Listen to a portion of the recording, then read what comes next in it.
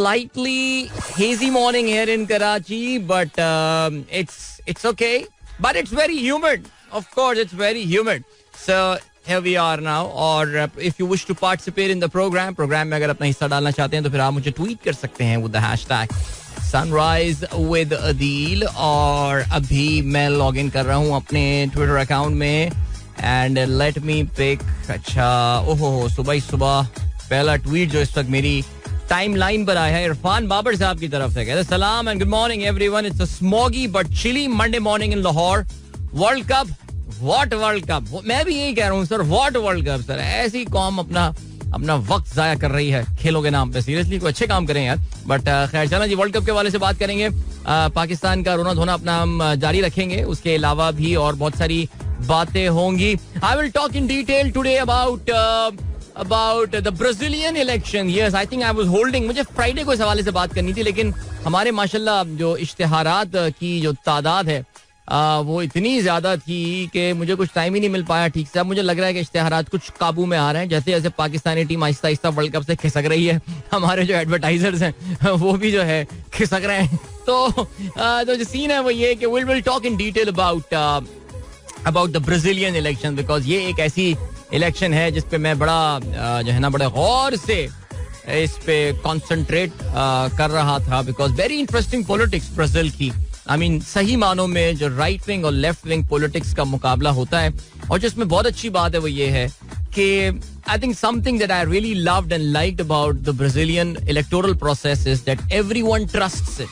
Even though Brazil, yes we know, is a medium to high income country, it's a very high potential country. बल्कि आज से 10 साल पहले तो कहा ही जाता था दैट ब्राजील जो है वो बहुत जल्दी दुनिया के जो 8-9 तरक्की याफ्ता तरीन ममालिक में शामिल हो जाएगा. लेकिन फिर इस पे आगे चल के सर तफसील से हम बात करेंगे. लेकिन the beauty of the entire process is how transparent it is. I know Jair Bolsonaro रोने वाला है हारने के बाद, लेकिन फिर भी यार वो जो उनके यहाँ इलेक्ट्रॉनिक वोटिंग मशीन का सिस्टम है, it again comes back to that. चलें जी, और क्या सीन है. और ये सीन है जल्दी से जो है वो मैसेजेस पे मैं नजर डालता हूँ. अदिल भाई please add me in the WhatsApp group. अच्छा भाई, जिसको व्हाट्सएप ग्रुप में आना है वो फिर मुझे इनबॉक्स कर दिया करें यार. टाइमलाइन पे मैं लिंक जो है ना वो नहीं डाल सकता. बाय द वे, इस वीकेंड पे हमारे कराची का जो व्हाट्सएप ग्रुप के मेंबरान है उन्होंने बड़ा जबरदस्त नाइट मैच जो है ऑर्गेनाइज किया. Sunrise Super League Season 3. Yes, believe it or not, it was a Season 3 of that. It was a third such match that we had yesterday. Unfortunately, कुछ वजूहात की बिना पर फाइनल मैच नहीं खेला जा सका. But there is something wrong because तीनों बार जो है मुझे पता ये चला है कि फाइनल मैच नहीं हो पाया है. कुछ तरीका बदलना पड़ेगा. या तो मैचेस को जल्दी स्टार्ट करना पड़ेगा या सुबह में खेलना पड़ेगा. कुछ करना पड़ेगा. इस पे इस तरह सैर हासिल गुफ्तगू की जा सकती है. मोहम्मद रेयान कहते हैं, Adil uncle, I am 12 years old and I have been a silent listener from about 8 years and my father also listened to you with me every day in our car. All right, Rayan, hello to you and your father. इसके अलावा thank you for listening to me regularly. Fazil Ahmad Khan कहते हैं, going to office after a stressful weekend. Please say something motivating to brighten up my week.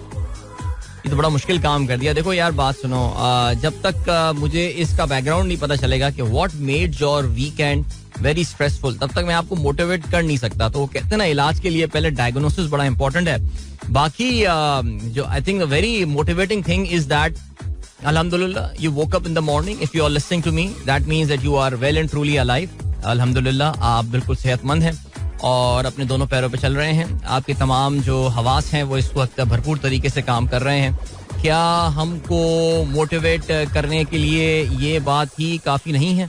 मुझे नहीं पता फजील आप किस शहर से ताल्लुक़ रखते हैं, लेकिन अगर आपका ताल्लुक़ पिंडी से, इस्लामाबाद से, लाहौर से, पेशावर से है तो सुबह में भी इतनी खुनकी है और कि आप ज़रा सुबह उठ जाते और निकल जाते चहल कदमी पर. यकीन जानिए बहुत ज़बरदस्त. जस्ट मी टाइम जिसे कहते हैं ना, मेरा अपना अकेले का time. Sometime that is the only therapy that you need.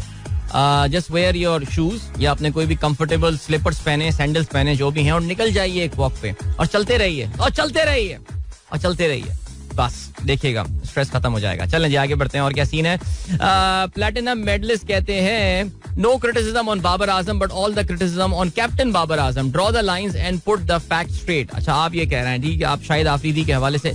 यार नहीं, देखें लाला कल जो प्रोग्राम में हमारे बात कर रहे थे, अब ये देखिए कि बाबर आजम की अपनी जात को जो है ना इस वक्त काफी क्रिटिसिज्म का निशाना बनाया जा रहा है. और लाला काफी नाराज थे इस चीज़ के ऊपर, और वो इस चीज़ पे भी बड़े अफसोसनाक थे कि पाकिस्तान के कुछ साबिक अजीम तरीन क्रिकेटर्स जो है ना वो उनकी ज़ात को जो है ना वो निशाना बना रहे हैं. बाबर की बड़ी कंट्रीब्यूशन रही है पाकिस्तान के लिए इन रीसेंट ईयर्स. हाँ, बाबर द कप्तान एक एक्सपेरिमेंट था, और मेरे ख्याल से वो ज़ाहिर एक ज़बरदस्ती का एक्सपेरिमेंट हमारे यहाँ इन्फोर्स किया गया था. एंड बज़ाहिर ऐसा लगता है कि वो एक्सपेरिमेंट फ़िलहाल जो है वो फेल हो गया है. ठीक है, चलें जी, देखते हैं. वर्ल्ड कप तो खैर मेरे ख्याल से आई थिंक अब किस्सा पारीना बन गया है पाकिस्तान के लिए. कुछ ऐसे अब आसार तो बड़े मुश्किल लग रहे हैं. नहीं होगा, बिकॉज देखो यार, let's be honest and Frank about something. अच्छा, आप में से काफी सारे लोग कह रहे हैं कि इंडिया जानबूझ के कल मैच हार गया. देखो यार, अपना तो रूल बड़ा सिंपल है. अगर कोई टीम जानबूझ के मैच हारती है तो फिर तो वो टूर्नामेंट नहीं जीतती. ये तो कुदरत का उसूल है. तो अगर आप समझते हैं इंडिया कल जानबूझ के, कोहली ने जो कैच छोड़ा है मार्करम का, बड़े क्रिटिकल जगह पे एक बहुत ही डॉली कैच जो कोहली ने छोड़ा, अगर आप समझते हैं कि वो जानबूझ के छोड़ा है तो फिर तो इंडिया फिर नहीं जीतेगा. लेकिन मुझे ऐसा कुछ नहीं लगता. मैं इस आइडिया को, इस सजेशन को एंडोर्स नहीं कर रहा. इंडिया अगर फर्ज करें मैच फेंक भी रहा है तो भाई, अगर हम जिम्बाब्वे से वो मैच जीते हुए होते तो फिर तो इंडिया मैच फेंकता या जीतता, ऐसा में क्या फर्क पड़ना था. हमने इंडिया को ये सहूलत प्रोवाइड क्यों की है कि अपनी मर्जी का रिजल्ट जो है वो डिसाइड करें. तो ये हमारी अपनी फॉलीज हैं, हमारी अपनी ये खामियां हैं, खराबियां हैं. इसका इंडिया पे इल्जाम लगाना और ये इंडिया जानबूझ के मैच हार गई, रोना धोना मेरे ख्याल से हम बंद कर देते हैं.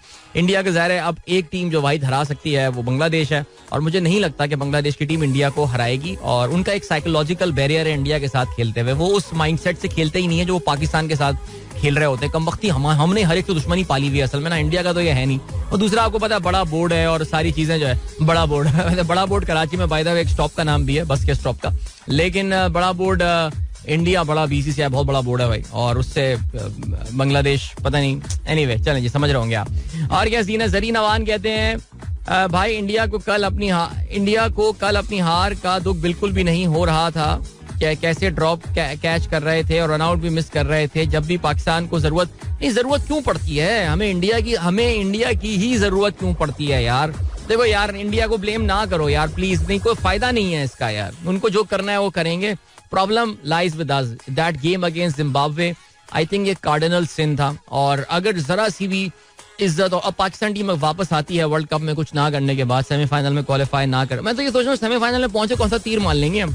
वहां से हमें न्यूजीलैंड या हमें इंग्लैंड की टीम मिल जाएगी, और इंग्लैंड की टीम मिलेगी बाय द वे. अब नंबर 2 के तौर से क्वालिफाई करे तो हो सकता है इंग्लैंड वहां नंबर 1 हो, तो वो मिल जाएगी. तो उनके खिलाफ कौन सा तीर मान लेंगे, मुझे ये बता दीजिए. मुझे वही याद आ रहा है 2013 का वर्ल्ड कप श्रीलंका वाला जो था, उसमें याद है साउथ अफ्रीका ने उसमें इंडिया को बाहर कर दिया था. और फिर उसके बाद क्या हुआ था, पाकिस्तान सेमीफाइनल में पहुंचा था. एंड ऑल पाकिस्तान तो वैसे खुद अपनी मेहनत सेमीफाइनल में पहुंच गया था. वहां पे पहुंच के हमने सेमीफाइनल में कौन सा तीर मान लिया था, याद है? श्रीलंका के सामने ढेर हो गए थे बिल्कुल. सो ये रहने दें यार. ये अगर जरा सी भी शर्म हया होगी तो ये जो हमारा इस वक्त कोचिंग का पैनल है और ये जो सिलेक्शन कमेटी, इन सबको फारिग करना पड़ेगा. ये फिलहाल गेम अभी चल नहीं रही है, अभी तक नहीं गेम चल रही है, बट लेट्स सी. अच्छा जी, अब्दुल रज़ाक साहब क्या कहते हैं, Adeel, in how many sport other than football referee can show card to the team manager also. Oh no, I don't know about that sir, seriously. मेरा ये ख्याल है हर गेम में कोई ना कोई इस तरह की जो फील्ड स्पोर्ट होते हैं जिसमें कोच या मैनेजर, और बल्कि कुछ कॉन्टेक्ट स्पोर्ट्स वगैरह भी होते हैं जहाँ पे रेफरी के पास या जूरी के पास ये इस्तात होती है रूल्स में कि वो मैनेजर को बाहर निकाल सके. मुझे नंबर नहीं पता सीरियसली कितना होता होगा. यूसुफ नवाब साहब आदाब कहते हैं, वालेकुम आदाब. अब्दुल रज़ाक साहब ने जुनूबी कोरिया, हाँ यार भाई जुनूबी कोरिया में यार कल 2 बड़े अफसोसनाक, इनफैक्ट पिछले 2 दिन में 2 बहुत अफसोसनाक वाकयात हुए हैं.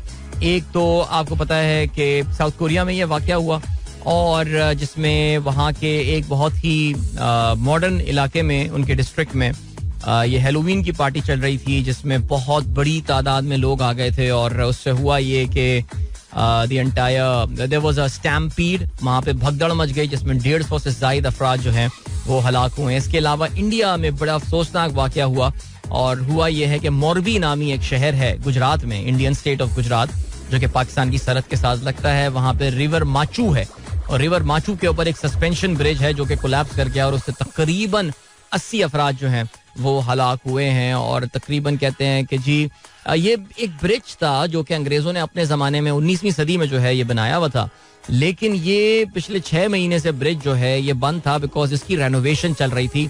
इसको काफ़ी हद तक दोबारा से बनाया गया. तो सस्पेंशन ब्रिज, सस्पेंशन में समझना जो तारों से लटका हुआ जो ब्रिज होता है, दो तरफ उसके बड़े पोल्स होते हैं और फिर बाकी वो सस्पेंशन होती है, तारों के थ्रू सपोर्ट किया जाता है, और उसमें शायद कैपेसिटी से ज्यादा लोग जो हैं वो खड़े हुए थे. अभी तो इसकी इन्वेस्टिगेशन होगी तो पता चलेगा, लेकिन द ब्रिज कोलैप्स्ड. काफी खौफनाक वीडियोस वगैरह आपने जो है शायद देखी हो सोशल मीडिया पे. दिवाली का कल आखिरी दिन था छुट्टियों का, और इस हवाले से वहाँ काफी ज्यादा लोग जो है वो पिकनिक वगैरह के लिए और अपनी आउटिंग के लिए आए हुए थे. So very very sad incident there in India as well. चलें जी, अभी हम बढ़ रहे हैं एक ब्रेक की जाने से पहले जी चौधरी नईम साहब क्या कहते हैं. वेलकम पाकिस्तान टुडे सियालकोट आजादी march and thanks Pakistan cricket for giving glimpse of hope. Congratulations जी. गालिबन इमरान खान साहब का आजादी मार्च जो है वो आज सियालकोट आज पहुंच रहा होगा मेरे ख्याल से. तो चौधरी साहब जो हैं वो काफी एक्टिव वहाँ पीटीआई के सपोर्टर हैं, लॉयर्स ग्रुप के ताल्लुक रखते हैं वहाँ से.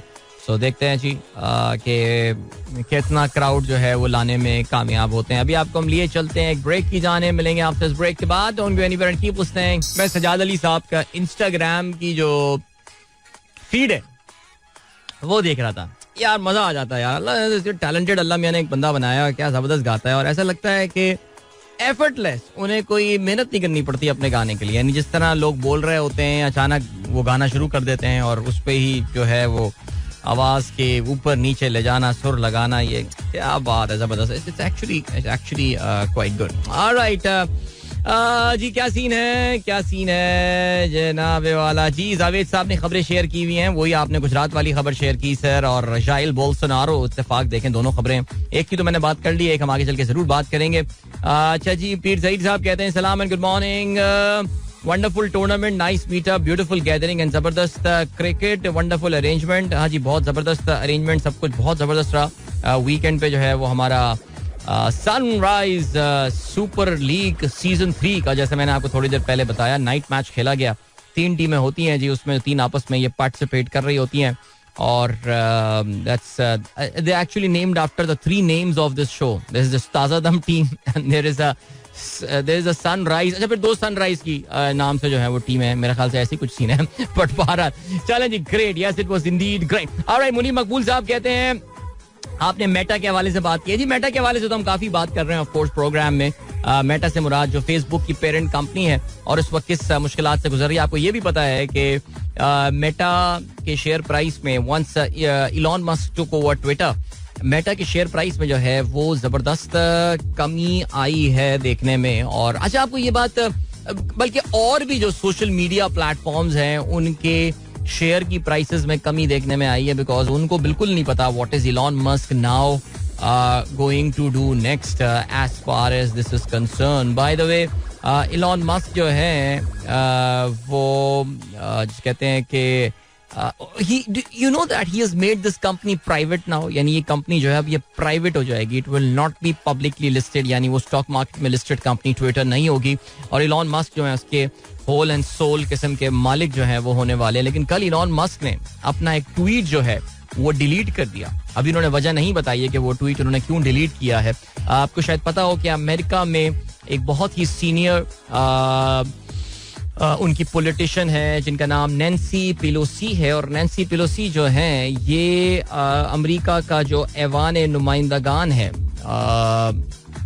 जो उनका लोअर हाउस ऑफ पार्लियामेंट है अमेरिका में, उसकी वो आप समझ लें कि स्पीकर हैं. और डेमोक्रेटिक पार्टी के कहा जाता है 3रे नंबर की सबसे सीनियर लीडर हैं आफ्टर प्रेसिडेंट बाइडन, देन कमला हैरिस, और उसके बाद जो है वो ये वाला सिलसिला है. सो अभी क्या हुआ कि इनके घर पे अटैक हुआ, नैन्सी पेलोसी के घर पे अटैक हुआ. कुछ लोगों ने हमला आवर हुए. उनके एक बंदा उनके घर में आया जो कि उनके हस्बैंड से उसका जो है वो थोड़ा सा कुछ फेस टू फेस हुआ. Nancy Pelosi wasn't at home, और उस हवाले से काफी सारी कंस्पिरेसी थियरीज जो है वो सामने आ रही हैं. और एक फेक होक्स, एक फेक न्यूज जो थी वो इलॉन मस्क ने भी ट्वीट कर दी थी.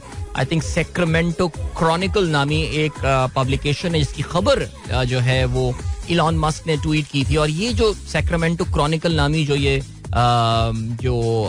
पब्लिकेशन है ये काफी मकबूल है अपनी होक्स और अपनी फेक न्यूज या थियरीज, इन गलत थियरीज फैलाने के हवाले से. जिस तरह हमारे यहाँ भी एक इंटरनेट पे एक मशहूर, हमारे यहाँ सोशल मीडिया का एक मशहूर चैनल है, मैं उसका नाम नहीं ले रहा, बहुत लेता रहता हूँ अपने प्रोग्राम में, वो भी कभी सुन लेंगे तो कहेंगे अभी हमसे अचीब तुमने दुश्मनी लगाई हुई है यार. तो उस तरह वो भी होक्स फैलाता रहता है. तो उसका एक लिंक जो है वो शेयर कर दिया इलॉन मस्क ने, लेकिन फिर शायद उनको किसी ने ये बात बताई कि ये तो फैक्ट न्यूज है, तो फिर उन्होंने जो है ना वो उसको डिलीट कर दिया. अभी तक I don't think Elon Musk has tweeted about that why he has done that. Alright जी, इसके अलावा ताहिरुल्लाह खान साहब कहते हैं I attended the PIMA Pakistan Islamic medical association convention at Jinnah convention centre. It was a joint convention of PIMA and FIMA. Wow, Federation of Islamic Medical Association. About 100 delegates from 22 countries also attended the meeting with participation. One get proud that someone are doing their job. That is the true spirit of medical line. That is so cool. So you spend your 2 days in Islamabad. That is so nice. Asma कहती हैं, sir, you are not doing justice by not being critical of PTI. Do not compare PMLN as they are not ideal. PTI does not care about the sanctity of Medina, Shuhada, and Imran Khan has become a tool at the hands of India. What do you think? No, I disagree.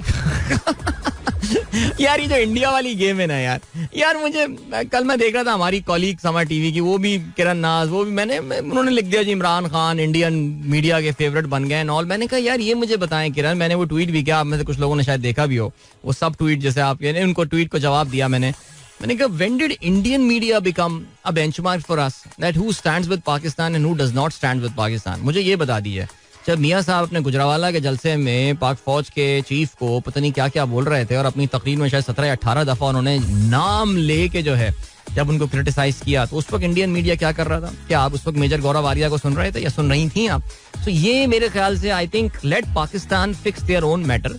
ये Indian media इसमें कहाँ से कोई role play कर रहा है, मुझे तो ये समझ में नहीं आ रहा. और सीरियसली स्पीकिंग इससे कोई फर्क भी नहीं पड़ने वाला. अगर आप समझ रहे हैं कि इमरान खान के कोई सपोर्टर्स या वो लोग जो कि कहीं दरमियान में कहीं लाए करते हैं, वो सिर्फ इमरान खान को या उसकी इमरान खान की मूवमेंट को इसलिए बुरा कहना शुरू कर देंगे कि जी इंडियन मीडिया ये बात कर रहा है, मेरे ख्याल से इससे ज्यादा नॉनसेंस तो कोई बात हो ही नहीं सकती. तो मेरे ख्याल से वहां देखने की कोई जरूरत नहीं है. वो मीडिया जो है वो जाहिर है उनको ना पाक फौज से मोहब्बत है ना उनको पाकिस्तान से कोई, वो तो जी उनको एक इशू मिल रहा है यहाँ पे और वो इस पे जो है बात करेंगे, ठीक है जी, और वो एक सर्टेन फिल्टर के साथ इसके हवाले से बात करेंगे. सो ये आपको चीज देखनी पड़ेगी. मेरा ये ख्याल है अस्मा, मुझे पता है आप क्यों कह रही हैं और क्या कह रही हैं, आई अंडरस्टैंड दिस.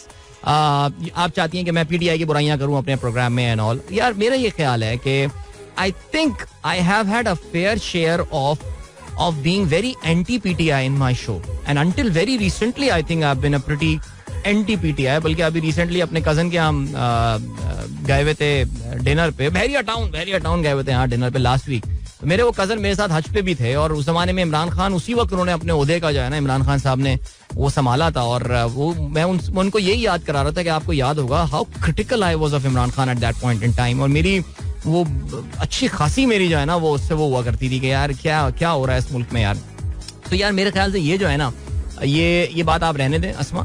मैं जहां मुझे मौका मिलता है, मैं जो पाकिस्तान के लिए सही समझता हूं मैं वो समझता हूं और मुझे उसके लिए किसी की तरफ से कोई डायरेक्शन की जरूरत नहीं है. कल को मेरा रेडियो चैनल आके मुझसे बोलता है कि अदील तुम्हें ये पर्टिकुलर लाइन पैडल करनी है, यकीन जाने that would be my last day on radio, at least on that channel. वो मेरा चैनल मुझे ऐसा करेगा नहीं, मुझे पता है ये मेरा समझते हैं कि यार अदील है, इसके साथ इश्यूज हैं, लेकिन प्लीज मुझे आके कोई अगर लेसन देने की कोशिश करेगा कि यार ये आपको बोलना है और ये आपको नहीं बोलना, अगर किसी को मुझे नहीं सुनना मेरे पॉइंट ऑफ व्यू से, मेरी जो ओरिएंटेशन है किसी भी टॉपिक के हवाले से, किसी को कोई मुझे नहीं सुनना चाहता because अदील अजहर क्रिप्टो में इन्वेस्टमेंट के खिलाफ है, मैं सुने यार, मैंने कब बोला है सुनो यार, मैंने कभी आज तक किसी के सामने हाथ जोड़ा यार खुदा के लिए मेरा प्रोग्राम सुन ले यार. हाँ, एक मैं आपसे रिक्वेस्ट करता हूँ, जब ब्रेक पे जा रहा होता हूँ don't go anywhere and keep listening. लेकिन मैं इससे ज्यादा और क्या कर सकता हूँ? जिसको सुनना है वो सुनेगा, जिसको नहीं सुनना वो नहीं सुनेगा प्रोग्राम. तो अस्मा प्लीज साइड पे रखिएगा, ठीक है. मुझे इखलाकियात और मुझे इसको तारीफ करें उसकी तारीफ ना करें, फलाने की तारीफ करें, ये करें, ये इंडिया के हाथ में खेल रहा है या इसराइल के हाथ में खेल रहा है, नहीं. मैं अपनी सियासत को अपने लेंस से देखूंगा, मैं अपनी इखलाकियात को अपने लेंस से देखूंगा. प्लीज मुझे लेंस पकड़ाने की कोशिश ना करें. Thank you so much. Great. अभी हम बढ़ रहे हैं ब्रेक की जानिब एंड एज आई से don't go anywhere and keep listening. अब आपको सुनना है ना सुने ये आपकी मर्जी यार, मैं तो एक लाइन है जो मुझे बोलनी है, ठीक है. Catch you at the other side. I just wanted to relax myself after the last message and also I just thought कि इस गाने को जल्दी से आज के अखबार में शामिल आम खबरों पर नजर डालते हैं, लेकिन इससे पहले रबा कहती हैं सियालकोट से मैसेज आया, what do you think about Pakistan versus South Africa? यार South Africa I think they will win the game, I think they are favourites. मैं बाकी सारे मैसेजेस अभी फिलहाल इसको स्किप कर रहा हूँ because I have to move. Doctor Shaila का भी मैसेज आया हुआ है, कैन पाकिस्तान सेमी क्वालिफाई? इस पर आगे चल के हम जरूर बात करते हैं. एंड अभी क्या है, यस क्या कहते हैं जी अखबारात. कल हमारे वजीर आजम साहब ने अलग सुबह इतवार वाले दिन जो है वो यूट्यूबर्स के साथ उनके वफद से जो है उन्होंने मुलाकात की और कहते हैं कि पीटीआई ने मुल्क को क्या दिया, इदारों पर हमले किए, मैं चीन जा रहा हूं, ये फिर हालात खराब करने के दर पे हैं. इमरान दुश्मन के हाथों में खेल रहा है, जो वतन का नहीं वो किसी का वफादार नहीं. इमरान खान भारत का हीरो बन चुका है. भारतीय मीडिया मजाक उड़ा रहा है. हिटलर के साथ भी बहुत दुनिया थी, लेकिन आज उसकी तारीख देख लें.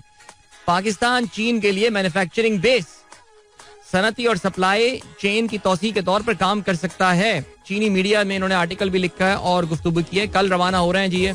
और आपको पता है कि मल्टीलैटरल इदारों से किसी भी किस्म की आसानी मिलने में नाकामी के बाद अब पाकिस्तान का पूरा फोकस जो है वो अपने दो करीब तरीन हलीफों में है, जिसमें सऊदी अरब है. मीडिया में खबर फैलाई गई है कि जी मोहम्मद बिन सलमान बहुत जल्द पाकिस्तान का दौरा करने वाले हैं और 10 अरब डॉलर की लागत से ग्वादर में बनने वाली जो रिफाइनरी है उसका संगे बुनियाद रखेंगे. अरामको मेरे ख्याल से शायद इसको बना रहा है. ये हमने आज से 2 साल पहले भी जो है ये काफी शोर गुल सुना था इसके हवाले से. इसके अलावा चीन जा रहे हैं. आप जानते हैं पाकिस्तान और चीन के ताल्लुकात में इस वक्त शदीद सरमोहरी चल रही है. बताया ये गया था कि जी इमरान खान सीपैक को डीरेल करके चले गए. इमरान खान को गए हुए अब 7 महीने हो गए, लेकिन अभी तक ये ताल्लुकात वापस सीढ़ी पर जो है वो नहीं चढ़े हैं, दोबारा रेल पर जो है वो नहीं आए. लेट्स सी क्या रहता है सिलसिला. इमरान खान का जो मार्च है, हकीकी आज़ादी मार्च, उसमें अनफॉर्चुनेट कल जो है वो पोस्टपोनमेंट देखने में आई. एक खातून सहाफ़ी जिनका ताल्लुक चैनल 5 लाहौर से था, वो कंटेनर के नीचे आके जहाँ बहाक हो गई. लॉन्ग मार्च को आर्जी तौर पर रोक दिया गया. हमारे एक टीवी चैनल ने रिपोर्ट किया कि लॉन्ग मार्च को मनसूख कर दिया गया आवाम के ना आने की वजह से. यानी हद हो गई है यार कसम से, किस तरह की रिपोर्टिंग चल रही है. बहरहाल शहबाज शरीफ के इख्तियार में कुछ नहीं, उनसे बात की जो उन्हें इशारों पर चलाते हैं. अवाम की ताकत से वजीर आजम बना, किसी के पैर पकड़े ना मिन्नतें की, अमेरिका से मदद नहीं मांगता, मुल्क में जानवरों का निजाम है, फौज भी मेरी और मुल्क भी मेरा है. राना सनाउल्लाह जैसे चूहे धमकियां ना दें. किसी भी इलेक्शन की हद तक बात करनी है तो सदर से कर सकता. मार्च के तीसरे रोज सादुकी मुरीद में खिताब. आज गुजरावाला ये पहुंचेंगे और फिर उसके बाद सियालकोट है. सियालकोट से फिर ये मार्च एक बार फिर से जो है वो जीटी रोड पर आ जाएगा. वजीर दिफा कहते हैं मुल्क की सियासत अहम मोड़ पर नवंबर फैसला कुन साबित होगा. इमरान खान ने कैसे सोच लिया कि मुज़ाकरात से आर्मी चीफ लगाएंगे. ओके, पीटीआई का ये करना है, धरने में एनओसी में ताखीर तौहीन अदालत होगी. इस्लामाबाद में धरने का मकाम, पीटीआई ने इंतजामिया के खत का जवाब दे दिया. जी, इसके अलावा राना सना का क्या कहना है. मार्च के इस्लामाबाद दाखिले का भी फैसला नहीं हुआ. इमरान सियासत का नासूर पुरअमन एहतजाज की आड़ में मुल्क में इंतशार फैलाना चाहता है. जी, इसके अलावा फवाद चौधरी ने कल बहुत बड़ा ऐलान कर दिया, दावा किया है. कहते हैं 10 से 15 लाख लोग इस्लामाबाद होंगे. यार 10 से 15 क्या, 1 से 2 लाख भी जमा कर लिए बहुत हो जाएंगे. 10 से 15 लाख पता नहीं कहाँ से नंबर लेकर आते हैं. अच्छा जी, शेख रशीद कहते हैं वक्त अगले इतवार तक हुक्मरानों के गले पड़ जाएगा. ओके जी, ठीक है. उसके अलावा क्या खबर है. N45 इमरान खान कुर्रम के भी कामयाब हुए हैं. JUI के उम्मीदवार को एक वाजे मार्जिन के साथ उन्होंने शिकस्त दी. इमरान खान के तकरीबन 21,000 वोट और JUI के जमील खान 13,000 वोट ले सके. नशिस्त PTI के मलिक फखर जमान के मुस्ताफी होने से खाली हुई थी. पहले भी इमरान खान 7 में से 6 सीटें जीत चुके हैं. अब ये 8 में से 7 सीटें जीतने में कामयाब हुए हैं. टाइम चेक और कमर्शियल ब्रेक का हुआ है वक्त. मिलते हैं आपसे इसके बाद. Don't go anywhere and keep listening. Welcome back guys. एक बार फिर से आपको खुशामदीद कहते हैं. This is the sunrise show with me Adeel Azhar. Good morning. इन दोस्तों ने प्रोग्राम अभी ट्यून इन किया है. सुबह 8:06 हो चुके हैं. चलें जी, जरा बात करते हैं खेलों के हवाले से. तो जी, दिन था इतवार का, मार्के थे तीनों नताइज पाकिस्तान के हक में जाने थे. 2/3 तो अक्सरियत हमको मिल गई, लेकिन कभी कभार 2/3 अक्सरियत जो है वो भी काफी नहीं होती. सुबह बांग्लादेश ने जिम्बाब्वे को इंतहाई ड्रामाई अंदाज से सनसनीखेज अंदाज में शिकस्त दी. एक ऐसा मैच जिसमें Zimbabwe was almost down and out, but remarkable comeback by Sean Williams and then the drama of the last delivery. सब कुछ खत्म हो गया, मुबारकबादें हो गई, कवर्स भी ग्राउंड में आ गए, बाउंड्रीज भी उठनी शुरू हो गई, सफाइयां भी शुरू हो गई होंगी, लेकिन अचानक फिर बल्लेबाजों को वापस बुलाया गया और कहा गया कि भाई ये तो बॉल नो हो गई बिकॉज विकेट कीपर ने गलत जगह से बॉल को कलेक्ट किया था. Now very very school boy mistake. If you are into wicket keeping, never do that. Alright, ball हमेशा विकेटों से पीछे कलेक्ट की जाती है. इस पे नो बॉल हुई. एक और मौका मिला जिम्बाब्वे के बैट्समैन को के छक्का मार के, और उन्होंने अपने करियर में आज से पहले कभी छक्का नहीं मारा था. जो जिम्बाब्वे का जो प्लेयर आया था जिसका नाम रिचर्ड नगरावाला था, ओके, लेकिन वो आखिरी बॉल जो है वो भी मिस कर गया. मुस्तफिक हुसैन ने कमाल ओवर कराया यार, कम ऑन, अंडर प्रेशर बेहतरीन ओवर इसने कराया. 3 रन से कामयाबी हासिल की बांग्लादेश ने. Pakistani could breathe. Then Pakistan versus Netherlands, यकतरफा मुकाबला. One might say कि they would have expected Pakistan to win that game.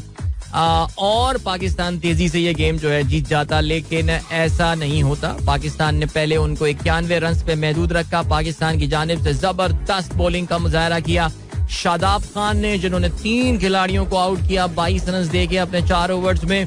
इंतहाई इकोनॉमिकल स्पेल कराया नसीम शाह, 4 ओवर्स में 11 run 1 wicket. Haris Rauf 3 over में 10 रन. मोहम्मद वसीम 3 ओवर में 15 रन और मोहम्मद नवाज के 2 ओवर में 11 रन. शाहीन शाह अफरीदी अभी भी वो बात नजर नहीं आ रही है. 4 ओवर में 19 रन और 1 विकेट. कल लाला के साथ शो चल रहा था मेरा ना टीवी पे, उसमें अचानक हमारा पहला ब्रेक आया ना, लाला ने जो है ना वो वीडियो कॉन्फ्रेंसिंग की और फिर वो पश्तो में बात करना शुरू हो गया. लेकिन आपका भाई ने पकड़ लिया, और लाला किससे बात कर रहे हैं? लाला शाहीन शाह अफरीदी से बात कर रहे थे उस वक्त स्टूडियो में. तो बाद में मुझे कहा लाला क्या कह रहे हैं, तो बता रहा था, कह रहा था यार मैंने उसको जरा लेंथ के ऊपर बताया कि तुम्हारी लेंथ जो है ना, तुम सही बॉल नहीं कर रहे हो. हारिस को देखो वो किस लेंथ पे आके जो है ना एडवांटेज उठा रहा है. इसको क्या नाम है छोटे का, वसीम को देखो, अरे यार तुम बहुत फुल बॉल कर रहे हो, मैंने तुम्हारा पूरा स्पेल आज देखा है. तो लाला का देखते हैं मशवरा ये अगले मैच में मानते हैं यानी, बिकॉज पाकिस्तान का अगला मैच उस पर हम अभी आगे चल के बात करेंगे. बहरहाल जी, पाकिस्तान की जब बैटिंग आई, बाबर आजम एक बार फिर फेल हुए. इस बार रन आउट हुए. अपनी गलती थी बाबर की. एक बहुत ही, ये जितनी गोरी टीमें होती हैं आपको पता है इनकी फील्डिंग वगैरह बड़ी अच्छी होती हैं. बाबर जो है लिटरली मिड ऑन के हाथ में जो है वो बॉल देकर रन करने भाग गए थे, और it was only about him hitting the target and get Babar out, and he managed to hit the target and he got Babar out, and there it was. तो बाबर आजम का फिर failure. He is under immense pressure right now. किस तरह बाबर अपने इस pressure से निकलेंगे, इस पे अगेन सोचने की बात है. पाकिस्तान के जो क्रिकेट बोर्ड के जो अरबाब इख्तियारात हैं, कार्यकर्ता हैं, उनको कुछ ना कुछ करना पड़ेगा इस चीज़ के हवाले से. बाबर इज, उसकी बॉडी लैंग्वेज बिल्कुल बदल गई है. चलें, कल भाई कुछ मुस्कुरा रहे थे पाकिस्तान का मैच जीतने के बाद, लेकिन इसके बावजूद आई थिंक इट्स नॉट, वो बाबर का वो पर्सोना नजर नहीं आ रहा है अनफॉर्चुनेटली. फखर जमान कल खेले, लुक्ड इन गुड टच. 16 गेंदों पे 20 रन बनाए. रनिंग करते हुए एक दफा क्रीज पे अप्रोच करते हुए अपनी पूरी बॉडी को स्ट्रेच किया, जिसमें एक बार फिर लेट गया फखर जमान. हमें लगा कि जी फिर लेट गए, लेकिन फिर थोड़ी देर में खड़े हो गए. That was a good thing. तो 16 गेंदों पे 20 रन उन्होंने बनाए और उसमें 3 बाउंड्रीज जो हैं वो शामिल थी. मोहम्मद रिजवान अपनी 50 मुकम्मल नहीं कर सके, 49 रन उन्होंने बनाए 39 गेंदों पे. तो Pakistani players did not look in any sort of hurry. उन्हें कोई जल्दी नहीं थी. शान मसूद 16 गेंदों पे 12 रन. आखिर में इफ्तिखार और शादाब ने मैच को खत्म किया. 95 रन पाकिस्तान ने 14वें ओवर में 4 विकेटों के नुकसान पर पूरा किए. Not a very convincing win, but Pakistani bowlers were again on the mark. यानी even if it is the Netherlands team, उनको डबल फिगर्स में किसी टीम को 20 ओवर में रिस्ट्रिक्ट करना, that actually tells you about how good your bowling is. ये छोटी टीमें अक्सर कुछ ना करते करते भी 110-120 रन बना लेती हैं. मैं इसलिए इस पॉइंट ऑफ व्यू से ये कह रहा हूँ. बहरहाल Shadab Khan got man of the match. Now situation ये that this was Pakistan's first wicket on Pakistan's first win on the Australian soil. Australia के मैदान में पाकिस्तान की पहली T20 की ये फतह थी, बिलीव इट और नॉट. अब तक तो खैर आपको ये पता भी चल गया होगा, लेकिन Pakistan, things are not looking good for Pakistan right now. 3 matches में पाकिस्तान ने 2 पॉइंट हासिल किए हैं. यही पाकिस्तान जिम्बाब्वे वाला मैच जीता हुआ होता, पाकिस्तान इस वक्त पॉइंट्स टेबल पे बाआसानी दूसरे नंबर पर होता. इंडिया का कल जो तीसरा मैच हुआ साउथ अफ्रीका इंडिया के दरमियान, उसमें यार आई think it was a display of brilliant fast bowling. कल जो मुकाबला हुआ उसमें पर्थ की wicket, even though this is not वैका एनीमोर, पर्थ स्टेडियम है, लेकिन इस शहर की कोई खास बात है, इसकी विकेट में बहुत जबरदस्त बाउंस होता है, सीम होता है. कल आपने ये देखा, स्विंग होता है. और कल आपने जो है वो इसका भरपूर मुजाहरा देखा. और गेम कुछ ऐसा हुआ जी कि इंडिया ने पहले बैटिंग करते हुए 133 रन बनाए. इंडिया के जितने इतने बड़े दिग्गज प्लेयर थे वो तो कुछ नहीं कर पाए, लेकिन कल सूर्य कुमार यादव आई थिंक अपने करियर की बड़ी जबरदस्त उन्होंने कल इनिंग खेली है. It was not that typical Surya Kumar Yadav inning जिसमें वो 30 गेंदों पे 70-75 रन बनाते हैं, but it was 68 out of 40 जिसमें 6 चौके और 3 छक्के शामिल थे. What an amazing player Surya Kumar Yadav is turning into. सूर्य के अलावा कोई भी खिलाड़ी जो है वो कोई रन नहीं कर पाया, बल्कि अगर हम नंबर 5 से देखें तो वाकई वो एक टेलीफोन नंबर दिख रहा है 0267402. वाकई 026 कौन से शहर का पाकिस्तान में होगा मुझे नहीं पता फोन नंबर. इंडिया में कहाँ पे होगा ये चेक कर लेते हैं. लेकिन yes I think single digits में खिलाड़ियों ने जो है ना वो रन स्कोर किए. 4 विकेटें कल लुंगी अंगीडी ने हासिल की भाई. कमाल उसने जो है ना वो कल तो बॉलिंग कराई. आखिरी ओवर में फिर भी थोड़े से रन सूर्या कुमार ने उस पर बना लिए, लेकिन जबरदस्त बॉलिंग की यार कल लुंगी अंगीडी ने, और बहुत जबरदस्त फास्ट बॉलिंग. चाहे वो वेन पार्नेल यार seriously speaking I mean we all thought that Wayne Parnell उसका करियर खत्म हो गया, दुनिया भर में लीग क्रिकेट्स वगैरह खेलना शुरू हो गया था and all. I don't think Wayne Parnell opted for Kolpak. You know about Kolpak right? I don't know whether he opted for Kolpak. Like now he has made a comeback into the South African side and is their lead strike bowler. Well done Wayne. जबरदस्त. इस दौरान आपको पता है कि उस दौरान मुसलमान भी हो गए थे, उन्होंने इस्लाम भी कबूल कर लिया था. Kagiso Rabada was wicketless. अभी तक वो इंप्रेसिव कारकर्दगी रबाडा नहीं दिखा पा रहे हैं. 12 लुंगी अंगीडी का कल का दिन था जिन्होंने 4 खिलाड़ियों को आउट किया, और जवाब में साउथ अफ्रीका एक मौके पर दे वर स्ट्रगलिंग. 24 रन पे इनके 3 खिलाड़ी आउट हो गए जब टेम्बा बवूमा आउट हुए. Rilee Rossouw got out on 0.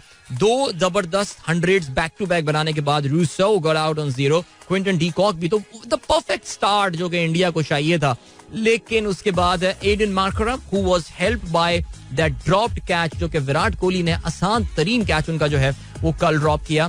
एक रन आउट भी था जो कि उनका मिस हुआ, उनका था डेविड मिलर का था, लेकिन बहरहाल जी डेविड मिलर ने 46 गेंदों पे 59 रन बनाए. सो बहरहाल जी इन दोनों की पार्टनरशिप काफी थी. 19.4 ओवर्स में साउथ अफ्रीका ने इस टोटल को चेस किया. 5 विकेटों के नुकसान पर Bhuvneshwar Kumar gave 21 run, 9 wicket. Arshdeep Singh एक ही ओवर में 2 खिलाड़ियों को आउट किया था. 25 रन उन्होंने दिए अपने 4 ओवर्स में.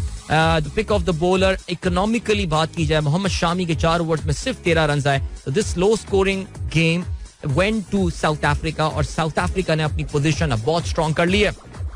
They are ऐसा लग रहा है बज़ाहिर अगर कोई बारिशें ना हुई और बारिश ने गेम खराब नहीं किया तो South Africa and India seem to be qualifying from our group.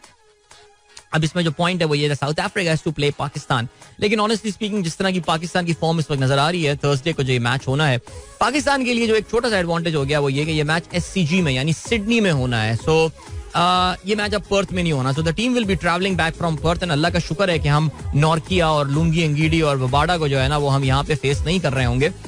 वरना पाकिस्तान जो है वो अगर पहले बैटिंग करता तो मेरे ख्याल से पहले पाकिस्तान 110 रन बनाता 2 विकेटों के नुकसान पे मुकर्ररा 20 ओवर्स में. लेकिन अब सिडनी की विकेट जो है वो थोड़ा सा स्पिन वगैरह को भी फेवर करती है. It does favour some good batting as well. लेकिन मौसम वहाँ पे ठंडा है, आपको पता है कि जरा विकेट्स ठीक से बेक नहीं हुई है. सो थोड़ा बहुत बॉलर्स को मदद बहरहाल मिल रही है. It is not a very high scoring World Cup. So Pakistani bowlers तो अपना काम कर देंगे, but what about our batsman? So it's very tough. Pakistan के लिए आगे बढ़ने के लिए कुछ बड़े ही अनयूजुअल किस्म के रिजल्ट हमको चाहिए होंगे. एक तो देखिए हमें सारे मैचेस जीतने हैं. दूसरा हमें एक्सपेक्ट करनी होगी कि बांग्लादेश इंडिया को हरा दे, जिम्बाब्वे इंडिया को. इंडिया के दोनों मैचेस रह गए हैं. मेरे ख्याल से इंडिया के लिए, इंडिया की टीम की माइट के लिए ये दोनों बहुत आसान मैचेस हैं. South Africa has to play Pakistan. I mean, मेरा ये ख्याल है, I think let's be very honest and let's be very practical about something. I think this World Cup is over for Pakistan. I mean, I think it's 95% done. मैं कोई reverse psychology या कुछ नहीं करना चाह रहा. I'm just being pragmatic and practical. I think this World Cup is over for us. हमें वो जिम्बाब्वे से मैच नहीं हारना चाहिए था. Yes, we lost by just 1 run. But those are those fine margins. ठीक है, at the end of the day यही margins जो हैं वो काउंट हो रहे होते हैं. 2019 के वर्ल्ड कप में भी अनफॉर्चुनेटली यही हुआ था हमारे साथ. But this is very very near escape. Does Pakistan team have that capability and mindset? I think capability का तो मसला नहीं है. We can beat South Africa. Recent times में हमने साउथ अफ्रीका को शिकस्तें भी दी हैं, वो कोई मसला नहीं है. लेकिन जो ज्यादा बड़ा इशू बन जाता है वो ये बन जाता है कि इस स्टेज पर आकर एक ऐसे टाइम पे जिस वक्त रिजवान अजीब सी बैटिंग कर रहा है और बाबर तो बिल्कुल भी बैटिंग नहीं कर रहा, क्या पाकिस्तान साउथ अफ्रीका को हरा सकता है? मेरा जवाब होगा नहीं. सो रिमेंबर मैंने आपको कहा था हमारे ग्रुप से एक साउथ अफ्रीका क्वालिफाई करेगा सेमीफाइनल में और इंडिया पाकिस्तान में से कोई एक टीम क्वालिफाई करेगी. तो I think it looks like that it is indeed India that is going to be there. बाला थर्सडे इज दी डे. इंशाल्लाह मेरी आप लोगों से जो है वो इस ब्रेक के बाद होती है मुलाकात. Don't go anywhere and keep listening. Welcome back guys. एक बार फिर से आपको खुशामदीद कहते हैं. This is sunrise show with me Adeel Azhar. Good morning. इन दोस्तों ने प्रोग्राम अभी ट्यून इन किया है एंड वेल जल्दी से आप लोगों ने कुछ मैसेजेस सामने. अच्छा एक छोटा सा ऐलान है वो ये है कि यार आज ना मुझे जरा एक लिंक पहले जरा निकलना होगा. There are some commitments that I have to attend. तो मैं थोड़ा जल्दी आज प्रोग्राम जो है ना वो खत्म कर लूंगा. I had two options. मेरे पास दो चॉइसेस थी कि मैं प्रोग्राम या तो नहीं करता या फिर मैं जो है जल्दी चला जाता. तो मैं जल्दी चला जाऊंगा. ठीक है. अच्छा जी फहीम अली खान सब लिसनर्स को भाई आपकी अटेंडेंस लगा लिया आपने. आप सबको सलाम भेजा. अच्छा जी इसके अलावा Twitter will charge $20 a month for the verification badge. आ गया अपनी औकात पे इलॉन मस्क. यार ये स्पेक्टेटर इंडेक्स का ये कहना है बट मैं चेक कर लेता हूँ कि ये खबर क्या दुरुस्त है या नहीं है. बिकॉज इलॉन मस्क आपको पता है पहले ही कहता था कि यार ये जो इसका जो बिजनेस मॉडल है ना वो ठीक नहीं है ट्विटर का. अब वो कहाँ से पैसे निकालेगा. लेट्स सी क्या होता है. सही है वेरिफिकेशन. अब सब कहेंगे अबे हमें डी वेरीफाई करो यार हमें अनवेरीफाई करो. Doctor M. Saad Shabir कहते हैं so now as Pakistan is almost out of World Cup I want either New Zealand or South Africa to win the T20 World Cup because of two reasons. They looked much better than the other teams in the World Cup and they have not won the World Cup before. Yes sir बिल्कुल हमारी support भी इन दोनों टीमों के साथ है. बिल्कुल हम यही कहते हैं. नवाज अली भाई थैंक यू सो मच. हमारे दोस्त वकास दुरानी साहब मुझे नहीं पता कि अभी तक प्रोग्राम सुन रहे हैं या नहीं सुन रहे हैं लेकिन बहरहाल आज बल्कि अपनी फैमिली के साथ वो प्रोग्राम हमारा सुन रहे थे. सुबह उन्होंने मैसेज किया था. थैंक यू सो मच मेरे भाई खुश रहिए. एंड देन जीशान बेग साहब कहते हैं Parag Agrawal will reportedly get $42 million as a severance after being fired as Twitter CEO. Will Elon Musk find a way to save this money? You never know. लेकिन असल में ये जो CEOs वगैरह के एग्रीमेंट होते हैं ये बड़े एयर टाइट होते हैं और इसमें से निकलना जो है ना वो इतना आसान होता नहीं है. यानी अमेरिका तो छोड़े पाकिस्तान में मेरे जहन में एक एग्जांपल है मुझे पता है जहाँ पे बोर्ड ने और कंपनी के ओनर्स ने जो है ना वो आउट गोइंग CEO के पैसे रोकने की जो है ना वो कोशिश की थी और वो उनको लग पता गया था उस चीज़ के हवाले से. ठीक है जी. अच्छा इसके अलावा जहाँ से मिनाज कहते हैं हारिस के बाउंसर का भी तो बताएं. हाँ यार बेचारे का जो है ना वो गाल उसका देखा आपने जो अपर उसका जो गाल का हिस्सा था बेचारे के बहुत बुरी तरह आके लगी है बॉल. कौन था Dastilida, I think that ये इस प्लेयर का नाम था. खैर अब यार वैसे यार कल ना मैं फुरफारे टाइम पे बैठा हुआ मैच चल रहा था इतने बोरिंग बैटिंग उनकी चल रही थी नेदरलैंड्स की. मैं ऐसे ही बैठा हुआ इनके कंट्री ऑफ बर्थ देख रहा था नेदरलैंड्स के प्लेयर की. भाई यार ये भी पकड़ धकड़ टीम निकली यार. मैं समझ रहा था कि नेदरलैंड्स में कोई 5 या 6 प्लेयर्स होंगे जो कि नेदरलैंड से पैदा होंगे लेकिन आई थिंक उनकी प्लेइंग 11 में there were just 2 players. One was born in The Hague and the other one was born in Amsterdam. उसके अलावा जितने भी प्लेयर्स थे इनके यहाँ वो कोई साउथ अफ्रीका आपको पता है इनका आपस में बहुत रब्त है नेदरलैंड्स के साथ. ये जो जबान भी बोलते हैं अफ्रीकान्स इसमें डच इन्फ्लुएंस बहुत ज्यादा है और काफी मिलते जुलते इसके अल्फाज हैं. एक इनके खिलाड़ी हैं टिम प्रिंगल. ये तो इनके अब्बा क्रिस प्रिंगल तो न्यूजीलैंड का प्लेयर था यार. टिम प्रिंगल के अब्बू क्रिस प्रिंगल. और एक प्लेयर था Tom Cooper. He was actually born in Tonga. Tonga is a small country in South Pacific. वहां पे इसकी पैदाइश है. तो ये क्या वजह हो सकता है अब्बा कोई डिप्लोमेट वगैरह हो कुछ इसी तरह होता है. सेलर हो वहाँ पे शिपिंग वगैरह का सीन है काफी ज्यादा. लेकिन फुल पकड़ दकड़ 11 है यार. ये मजा नहीं आया यार इनके नेदरलैंड्स का देख. एक जमाने में इनके काफी हुआ करते थे जो लोकलाइट्स हुआ करते रहे लेकिन अब नहीं है वो यार. ये चीज ठीक नहीं हो रही है. अच्छा जी इससे अच्छे वैसे आयरलैंड वाले लगते हैं मुझे. आयरलैंड में फिर भी सिचुएशन जो है ना वो काफी बेहतर है. अरे आयरलैंड की खवातीन की टीम लाहौर आई है. आपने शायद कल वीडियो देखी हो. पाकिस्तान क्रिकेट बोर्ड ने जो है वो शेयर की थी. और इसके अलावा अली काजी कहते हैं भाई अगर आप PTI होते तो NA 45 का जिक्र जरूर करते. That PTI won for the second time. In 2018 it was won by MMA. So PTI won it twice. Recently सिर्फ PTI की जीती हुई सीट्स पे इलेक्शन हुए.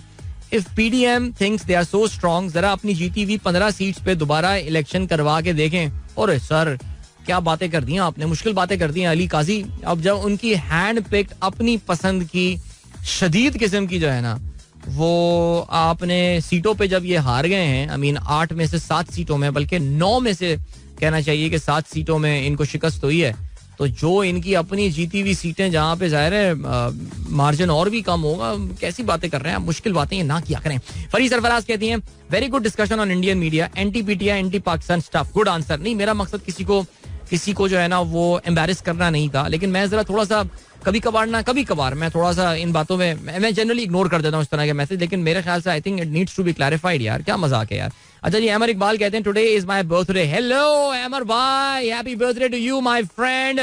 खुश रहो भाई. कैसे हो? ठीक हो? बड़े दिनों बाद मैसेज किया आपने, प्रोग्राम सुन रहे हैं आप, क्या हाल है आपके? एसके कहते हैं अस्सलाम वालेकुम, but Pakistan South Africa ticket 6 months ago and was planning to watch the stadium until yesterday. Lost all the motivation to go there. Now, is there any way to get the motivation back to attend the game? Regards, Suhaib from Sydney. यार सुहेब ये ना करें ना यार. I mean, come on man.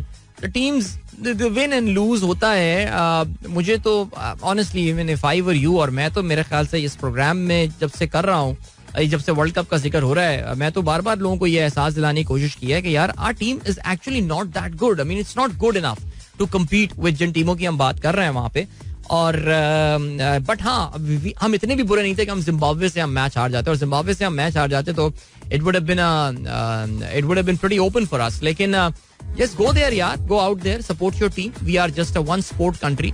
हमारे बाकी sports हैं तो वो इतने कभी कभार या तो कोई सीजनल बन जाते हैं, अरशद नदीम किस्म के केसेस सामने आ जाते हैं, अदरवाइज हम सिर्फ क्रिकेट देखते हैं. So just as a good memory यार, इसको इस तरह याद रखें. World Cup is happening in your country of residence now, and आप उसमें मैच देखने ना जाएं, I think you will be missing out on something pretty extraordinary. So go out there. SCG I am sure is a beautiful stadium and enjoy the facility, enjoy the game. ठंडे मौसम में match देखिएगा and enjoy the coffee and stuff. I think the coffee should motivate you enough. So go out there, man. Enjoy the game. All right. Then we have got Dr. Adil Khatri, engineer भाई. Adil भाई को पानी पिला दो. नहीं, thank you so much. बहुत शुक्रिया. Engineer भाई सुन रहे होंगे प्रोग्राम. इसके अलावा शाहीन ताहिर अस्सलाम वालेकुम कहती है ब्यूटीफुल सॉन्ग बाय आलमगीर. और ठीक हो गया जी. Then we have got Hasan Sheikh ने गाने को पसंद किया आलमगीर साहब के, और ठीक हो गया. चलें तो दिस इज, अच्छा डॉक्टर कामरान आया like that song too. Welcome back guys, एक बार फिर से आपको खुशामदीद कहते हैं. This is the sunrise show with me Adeel Azhar. This of course is the last link of the show guys, because I told you I have to leave early, I have to reach somewhere. और in fact it's a pretty busy morning today यार. I should have left by now, लेकिन खैर चलें जी. मैंने कहा जल्दी से Brazil के हवाले से बात करते थे, इससे पहले ये खबर जो है ना जरा बासी हो जाए. यार ब्राजील में कल जो है वो रन ऑफ इलेक्शंस हुए. Run of election. Now what do you mean by the run of election? इसका मतलब ये है कि पहला इलेक्शन हो चुका था, उसमें ये अब से 3 हफ्ते पहले हुआ था, और इस इलेक्शन के जो 2 टॉप विनर्स थे, जिन्होंने सबसे ज्यादा 2 वोट हासिल किए थे, वो एक दूसरे के फेस टू फेस सामने आए थे. ब्राजील का आईन ये कहता है कि जो भी इलेक्शन का विनर होगा उसको कम से कम 50% वोट लेने होंगे, 50% से ज्यादा वोट लेने होंगे. तो ये वहां पे होता है रन ऑफ का सिलसिला. चलें अब जरा ब्राजील वी नो मशहूर मुल्क है, हम उसको फुटबॉल के हवाले से जानते हैं, लेकिन और भी बहुत सारी वजूहत हैं जिसकी वजह से ब्राजील जो है वो दुनिया के चंद मशहूर तरीन ममालिक में it's a big economy. Okay, अगर हम जनूबी अमेरिका की बात करें तो जनूबी अमेरिका में तो ये सबसे बड़ा मुल्क है आबादी के लिहाज से भी. आबादी कोई पाकिस्तान से कुछ थोड़ी सी कम है, लगभग 20 करोड़ के करीब लोग जो हैं वो रहते हैं. लेकिन अगर हम इकोनॉमी की बात करें तो it is by far the biggest economy of south America. अच्छा, अब क्या सिलसिला है कि south America they speak Portuguese language by the way most of them. और ब्राजील की जो एक पहचान है वो उनकी अमेज़न फॉरेस्ट है. दुनिया के सबसे बड़े रेन फॉरेस्ट जो हैं, जिनको इस दुनिया के फेफड़े कहा जाता है, the lungs of this world इनको कहा जाता है, ये ब्राजील में जो है मौजूद है. एनाकोंडा फिल्म याद है ना, देखी होगी आपने, वो सब ब्राजील वहां पे जो है ना ये उन्हीं जगहों पे जो है ना ये फिल्म आई हुई है. सो अब क्या सीन हुआ? अब ये सीन हुआ दैट ब्राजील की कुछ हिस्ट्री जरा पाकिस्तान से मिलती जुलती है. एक कॉलोनियलिज्म का हिस्सा था, ये सारे सिलसिले थी.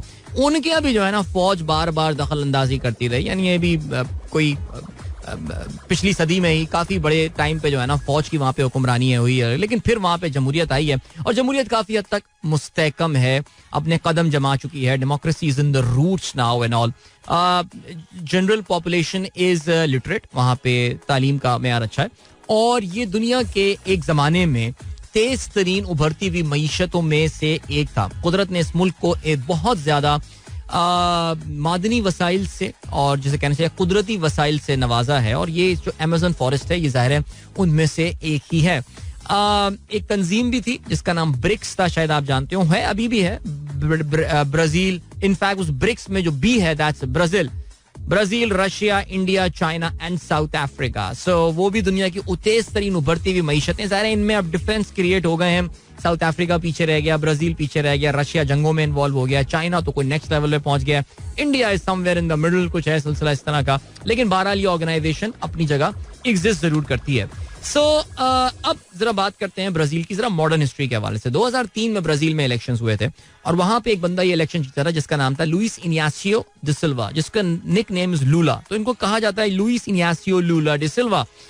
लूला डी सिल्वा वॉज वहां की जो मजदूरों की पार्टी थी, उनकी जो लेबर पार्टी थी, ये उसके प्रेसिडेंट थे. एक इंतहाई गरीब खानदान से, एक ऐसे खानदान से कि जहां पे एक फार्मर खानदान से ब्राजील के नॉर्थ वेस्ट में रहा करते थे और एक झोपड़ी में रहा करते थे. ना इनके घर में सैनिटेशन थी, ना इनके यहाँ बिजली थी. तो जो आप सोच सकते हैं ना कि गरीबी के सबसे लोएस्ट लेवल से ये उठकर आए थे. फिर 10 साल की उम्र तक लूला का ये कहना है कि वो पढ़ना भी नहीं जानते थे. बहरहाल ही टॉट हिमसेल्फ, किसी तरह वो स्कूल गए, इवेंचुअली किसी फैक्ट्री में जैसे जवान हुए तो मुलाजिम हो गए. लेकिन उनमें क्योंकि लीडरशिप स्किल्स थी तो वो अपनी लेबर यूनियन करते करते ऊपर काफी ऊपर आते रहे और टॉप तक पहुंच गए. बहरहाल जी पॉलिटिकली इलेक्ट होना शुरू हुए, रेलेवेंट होना शुरू हुए, गरीबों के हुकूक की बात करते थे. लेफ्ट विंग पॉलिटिक्स यानी बाएं बाजू की सियासत जिसे आप सोशलिज्म कहते हैं, उसके जो है वो प्रचार करते थे और उसी की बुनियाद पे इनकी पार्टी का झंडा आज भी रेड कलर का है. बाय द वे कल अगर आपने सेलिब्रेशंस देखी हो तो वहां पर रेड कलर के लोग झंडे लेकर जो है आए हुए थे, जो कि लूला की पार्टी का फ्लैग है. तो वहां पे लूला ने जो है वो 2002 का इलेक्शन था, प्रेसिडेंशियल इलेक्शन, उसमें हिस्सा लिया and he became the president of Brazil. 4 साल का ब्राजील में टर्म होता है प्रेसिडेंट का. अमेरिका की तरह उनके यहाँ भी डायरेक्ट इलेक्शन होता है, यानी डायरेक्ट इलेक्टोरल सिस्टम होता है. वहां पे कोई पार्लियामेंट इलेक्ट नहीं करती है. जो इनडायरेक्ट सिस्टम बरतानवी एक घटिया सिस्टम हमको देकर चले गए जिसपे हम जो है खुद फंसे हुए, उनके डायरेक्ट होता है. पब्लिक जाती है अपने पसंदीदा सदर के कैंडिडेट के नाम पे जो है ना वोट कर आती है. 8 साल तक लूला डी सिल्वा जो है वो ब्राजील के प्रेसिडेंट रहे और ब्राजील का बेहतरीन टाइम इसको माना जाता है. उनकी तरक्की हो, खुशहाली हो, जिस लिहाज से जो पैमाना आप लेकर आए, ब्राजील ग्रू. ब्राजील को इन्होंने वर्ल्ड कप भी लेकर आए, ब्राजील के ओलंपिक्स भी इन्होंने जो है लूला लेकर आया अपने जमाने में. Brazil became an internationally very relevant country और Lula became very very very popular. यहां तक के सन 2010 में जब लूला अपनी प्रेसिडेंसी का उनका इख्तिताम हो रहा था, his approval rating in Brazil were 80%. 80% लोग had a positive opinion of Lula da Silva अपनी हुकूमत के 8वें साल में. Just imagine. बहरहाल जी उनका टाइम खत्म हुआ. जो प्रेसिडेंशियल जो कॉन्स्टिट्यूशनल टाइम था वो उन्होंने लगा लिया, गेम ओवर. देन बिकेम उन्हीं की पार्टी की क्या नाम था खातून का, Dilma Rousseff. She became the president of Brazil. अच्छा वो नालायक थी वो ना, उससे वो बात नहीं चल पाई. जो लूला की जो तय सिलसिला वो लेगेसी नहीं कर पाई. अच्छा ब्राजील में बहुत सारे फिर करप्शन के स्कैंडल्स भी सामने आना शुरू हुए. स्पेशली ब्राजील की एक कंस्ट्रक्शन कंपनी थी जिसका नाम ओदेब्रेख्ट, मेरे ख्याल से शायद इस तरह कोई नाम था, और पेट्रोब्रास जो कि ब्राजील की नेशनल पेट्रोलियम कंपनी थी, पेट्रोब्रास. इनके करप्शन के स्कैंडल सामने आए. इनकी पार्टी के बहुत सारे लोग जो हैं पता चला कि जी वो उस करप्शन में शामिल थे. अच्छा ये वही टाइम था जब तक इनकी अपनी हुकूमत थी और उसी दौरान करप्शन से स्कैंडल सामने आया. दैट मींस ब्राजील के जो इंस्टीट्यूशंस हैं वो काम कर रहे हैं, वो काम कर रहे थे. 2018 में लूला डी सिल्वा जो 2008 में ब्राजील के मकबूल तरीन प्रेसिडेंट की हैसियत से अपना ओहदा उनका खत्म हो गया था, 2018 में ही वो सेंट टू जेल. 2 साल वो जेल में रहे, तकरीबन 3 साल जेल में रहे, 2 साल 3 साल ऐसी कुछ रहा सिलसिला. उनकी पनिशमेंट स्क्वॉश कर दी गई. उनको बरी नहीं किया गया लेकिन उनकी पनिशमेंट स्क्वॉश कर दी गई और उनको ये कर दिया गया कि he can take part in the election, यानी उनको इलेक्शन में हिस्सा लेने के काबिल बना दिया. कुछ सिचुएशन आपको पाकिस्तान जैसी लग रही होगी लेकिन खैर एनीवे क्या हुआ मुझे नहीं पता. नहीं वहां पे एस्टेब्लिशमेंट का इतना रोल नहीं है बाय द वे, ये मैं आपको बता रहा हूँ. As I told you earlier, इदारे वहां पे काम करते हैं, अब काम करना शुरू हो गए. यस उन्होंने सम टाइम इन पिछली सेंचुरी डिसाइड कर लिया था कि बस बहुत हो गया यार मिलिट्री रूल वगैरह, अब let the democracy flourish now. चलें जी. उनका मुकाबला था इनकम्बेंट प्रेसिडेंट के साथ जिनका नाम है जाइर बोल्सोनारो. जाइर बोल्सोनारो पिछले 4 साल से ब्राजील का प्रेसिडेंट है. He is called the Trump of the tropics, यानी हरकतें फुल डोनाल्ड ट्रंप वाली, फुल हरकतें डोनाल्ड ट्रंप वाली. He was the former army captain और राइट विंग की पॉलिटिक्स करता था. नेशनलिस्ट पॉलिटिक्स करता था, अमेज़न फॉरेस्ट का दुश्मन माना जाता था. दुश्मन, इसने बहुत नुकसान पहुंचाया अमेज़न फॉरेस्ट को, बहुत कटाई करवाई इसने अमेज़न फॉरेस्ट की. जो इंडिजिनस वहाँ के जो कबायली लोग रहते थे उनको बड़ा इधर उधर किया, बहुत तंग किया सबको इसने. उसके अलावा जो है कोविड के हवाले से इसकी थिंकिंग बिल्कुल डोनाल्ड ट्रंप वाली. ये कोई वैक्सीन पे बिलीव नहीं करता, ये कोई कहते हैं ना जी कोविड के दिनों में हाथ मिला रहा है, लोगों से मिल रहा है, कोई सोशल डिस्टेंसिंग नहीं, कुछ नहीं, अपना मस्त आदमी है. ही wasn't that bad a ruler, जितना ख्याल था उतना बुरा नहीं था. मिसोजिनिस्ट आदमी था, खवातीन के हवाले से बड़े घटिया रिमार्क्स ये पास करता रहता था, ये सारी चीजें थी. लेकिन बहरहाल पोल्स जो हुए इलेक्शन से पहले, इग्नासियो डिसिल्वा, लूला डिसिल्वा को take part in the election, court ने उसको अलाउ कर दिया था. उसका मुकाबला लूला के साथ हुआ, और सॉरी इसका जाइल बोल्सोनारो के साथ हुआ. बोल्सोनारो ने जब पोल्स वगैरह आए थे, जब ओपिनियन पोल्स आए थे, उसमें ऐसा लग रहा था कि बहुत बड़ी लीड के साथ जो है वो लूला डिसिल्वा इलेक्शन जीत जाएगा. लेकिन पोल्स गॉट देम रॉन्ग. अच्छा, पोल्स आजकल काफी गलत साबित होते हैं, आपको अंदाजा है, चाहे वो ब्रेक्सिट का पोल हो, डोनाल्ड ट्रंप का पोल हो. मुझे तो लगता है कि पाकिस्तान में भी साल के शुरू में कोई पोल हुआ था जिससे किसी को कोई गलत सिग्नल चला गया, तो वो पोल भी गलत साबित हुआ. तो ब्राजील में भी जो है ये पोल हुआ और उसमें ऐसा लग रहा था, उस सर्वे में ये पता चला कि जी लूला तो बड़ा आराम से इलेक्शन जीत जाएगा. लेकिन पहले इलेक्शन में Lula did not win in the first round. एक रन ऑफ इलेक्शन हुआ जो कल हुआ, और उसमें भी लूला डिसिल्वा 50.8% वोट सिर्फ मिले हैं. दूसरे को बोल्सोनारो को 49.2% वोट मिले. बहुत ही मामूली फर्क के साथ ये ब्राजील के प्रेसिडेंट इलेक्ट हुए हैं. Now situation is pretty tough, और सिचुएशन जो टफ हो गई है वो ये हो गई है कि बोल्सोनारो ने अभी तक अपनी फतह, अपनी डिफीट को जो है ना वो कंसीड नहीं किया. अभी तक उसने आके टेलीविजन पे हार नहीं मानी है, बल्कि उसने तो ये बात बोली है कि अभी उसने पिछले हफ्ते ये बात बोली थी कि सिर्फ खुदा ही मुझे जो है वो यहाँ से हटा सकता है. दैट मीन्स मैं मर गया तो मैं हटूंगा, अदरवाइज मैं यहाँ से नहीं हटने वाला. वो इतना सख्त मौकिफ उसने रखा हुआ है. देखते हैं जी ब्राजील के लिए what's next now, what happens after this. या चलें जी, तो ये हो गई बात ब्राजील के हवाले से. आजकल में इसमें काफी तक क्लैरिटी जो है हमारे पास वो आ जाएगी. ठीक है जी, तो अब वक्त आ गया कि आप लोगों से इजाजत ली जाए. अपना बहुत ख्याल रखें. इंशाल्लाह मेरी आप लोग से मुलाकात जो है वो कल एक बार फिर होगी. आज का सवाल क्या है? आज का सवाल ये है कि आपको पता है ना क्या करना है. हमारे मेरा एफएम के यूट्यूब पेज पे जाना है, राइट. मेरा जो सवाल, जब ये वीडियो अपलोड हो जाएगी आज के शो की, उसमें आपको जवाब लिखना है जाके. और आज का सवाल ये है कि नेदरलैंड्स की टीम का, क्रिकेट टीम का, of course not the football team, Netherlands की क्रिकेट टीम का वो कौन सा खिलाड़ी है जो कि टोंगा में पैदा हुआ है. ऑलराइट, जवाब लिखिएगा, गिफ्ट आपका मुंतजिर होगा. कुरानंदाजी के बाद मिलते हैं आपसे कल एक बार फिर. Till then, good bye, God bless, अल्लाह हाफिज and Pakistan. This is Mira FM 107.4.